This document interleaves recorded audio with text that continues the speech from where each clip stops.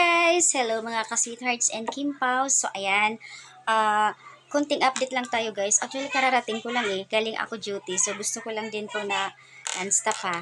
Gusto ko lang pinapawisan ako.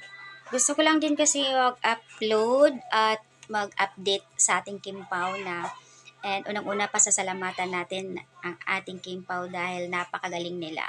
And congrats Kim Chu dahil Outstanding Asian Awards. Seoul International. Wow.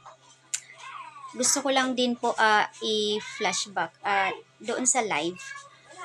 Minsan, minsan alam mo, nakakairita minsan kasi um, kapag kayong pinapanood mo yung live, ang daming mga niga. Daming mga nigatrons doon. So, kung talagang papansinin mo sila, maiirita ka. May isang Kim Pao fan doon na nag-react. Dahil nga, pinipintasan nila yung gown ni Kim. Ano bang mayroon? Hindi nila alam nung gaano kamahal. Napakaganda ng style. Siguro nga, di sila sanay na ganun or either, sabi nung isa, nalamangan. Kaya ganun-ganun na lang siguro yung comment nila. Pinipintasan nila na hindi raw maganda yung gown ni Kim. So, yung iba naman nagre-react na move on na. Hanggang kailan ka pa mag-move on? Kumbaga, ang daming, basta inggit, tikit. So, yun yung mga konbo nila dun. Kasi nagkakaroon ng sagutan, syempre naman, pagka yung idolit mo binabash nila, talagang, kung ikaw ay Kim Pao fan, talagang magre-react ka. Bago nangyari yung SDA award ni Kim nakaraang gabi, nag-post na si Pau. Parang I think sabay ang pag-post ni Pau doon sa Facebook page na sabi niya, kumusta ang Marites? So, alam mo naman si Paulo Avellino, sabay pa joke-joke sa kanyang mga page, 'di ba? Gagatungan din ng mga funny o nakakatuwa yung kanyang mga caption Pero syempre may laman 'yun. Yun yung kumusta ang Marites kasi alam talaga niya na kung bakit siya nag-post ng ganun. Alam niya na darating talaga na may mambabash at may mambabash kay Kim. Kung matatandaan niyo po na nagkaroon ng sa Taipei, 'di ba nga, nilalait din si Kim, sinasabihan nila noon na nagiging ulilat, something kung ano-ano mga pinupost nila doon. So ayan, inggit lang talaga sila. Kaya sabi nung isang Kim Pao fans na ang daming naiinggit. Buti na lang talaga si Kim ang nakatanggap ng Outstanding Asian Awards. So anyways, congrats Kim, and grabe naiyak si Kim doon na. Kita ko yung luha niya as in nung in-interview siya ni MJ Filipe. Syempre yung sabi nga tears of joy, 'di ba? Yung pagka si Kim kasi ewan ko bakit si Kim, ang bilis naman kasi niya umiyak. Napakaiyakin niya, ang bilis lang. Kunting alam mo yun, kunting i-interviewin siya, yung parang naramdaman niya kaagad. At saka syempre naiiyak siya doon. After nung natanggap niya yung awards na yon, yung trophy, after noon, so anong feeling sabi ni MG? Ayun, andoon si Derek Loren katabi, di ba? Naiyak siya. Bigla na lang siya na as in yung tulo talaga niya. Sabi ko siya, grabe si Kimi makaluha talaga. So, ayan. Siyempre masaya Masaya yung feeling na may isang karangalan na sa ating bansa na representative siya doon na ipanalo yung sa country natin. So, yun yung point niya doon. Saka, doon sa speech niya kasi na no longer anymore, na hindi na niya maano talaga, isang taong pasasalamatan niya. Nawiwindang ako doon sa mga nagpo-post, ibang mga vlogger. Famous vlogger din. Kasi, di ba nga may binitawan si Kim na salita doon na umiyak siya, na isang taong pinapasalamatan niya na hindi na niya kahit kailan makita. Ang alam ko si Sir Dio talaga. Si Sir Dio kasi, di ba nga, nagiging malapit si Kim kay Sir Dio. At sa lahat ng project, yung last project niya, WWSK, bago bumigay si Sir Dio. Alam ko si Sir Dio talaga ang pinapasalamatan niya noon na umiyak siya, nagiging emotional. Tapos, ang daming lumalabas na issue na kaya daw umiyak si Kim na pinapasalamatan niya dahil kay Sian Lim. Oh my God, ba't ganun? Bakit nadawit si Sian? Anong kinalaman ni Sian Lim doon? Diyos ko, sinusukan na ni Kim. Tapos, ang daming mga ang daming mga bigay reaction ng mga vlogger. At saka pinagkukumpara na nila si Paulo and Sian doon sa binitawan na umiyak si Kim na may pinapasalamatan siya.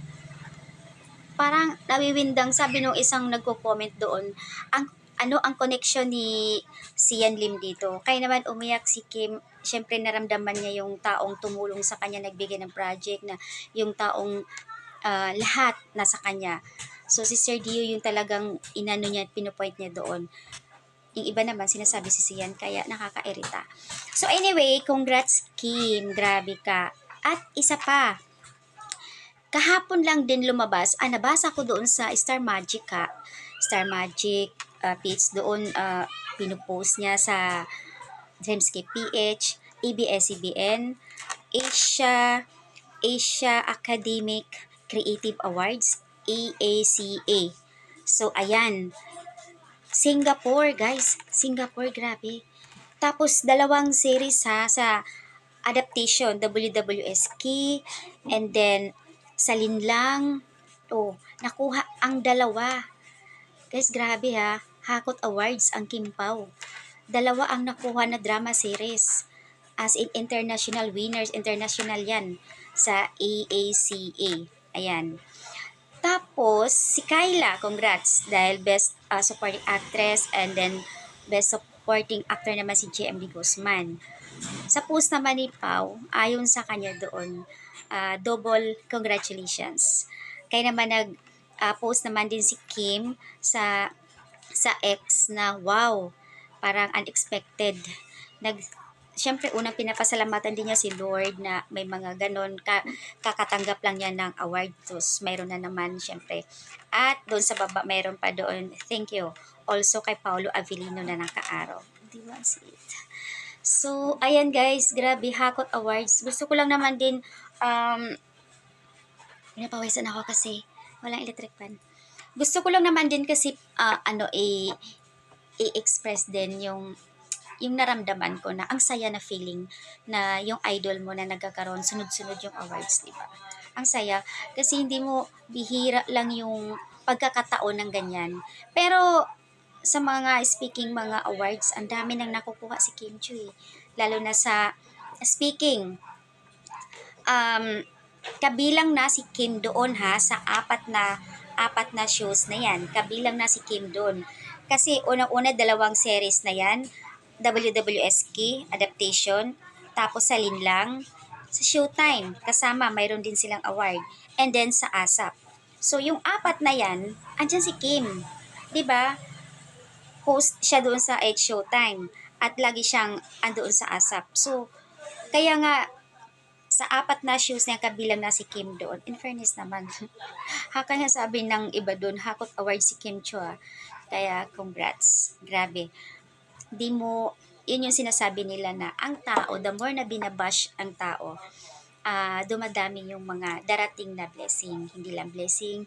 At syempre naman, kung ano yung kabutihan ng tao na ipinakita sa lahat, yun, talagang may balik talaga. Yung mga nambabash kay Kim, siguro nga normal lang yan, pero kasi yung ibang mga fan sa ibang fandom, hindi nila matanggap, at lalo na may nagpapasimuno, at syempre yung iba kasi parang nagkakaroon ng comparison eh. So ayan, so dapat nasa low profile lang, ika nga sinasabi nila, ang hirap yung makikipagkompetensya, 'di ba? So ayan, ano yung nangyayari kay Kim ngayon, kaya Hakot Award siya. Hindi makapaniwala ang ibang mga netizens. Nagulat na lang sila na ipinost na kaagad na mayroong silang award na ganun. At syempre, ito pang masaya kasi nga may kanya-kanya silang mga awards, 'di ba? Pero ngayon magkakasama ang Kim Pao sa Singapore. 'Di ba? Ang saya. Kasi I think sa December 'yan. December gaganapin yung awards na 'yun. 2 beses eh. So, yan lang guys yung aking update. Kasi yung latest update ko doon yung Asia Academic Creative Awards. Tama ba yung words na yun? AAAC. So, ayan. Yun yung latest update ko talaga na dinagdag ko lang doon sa after ng Outstanding Asian Awards kay Kim.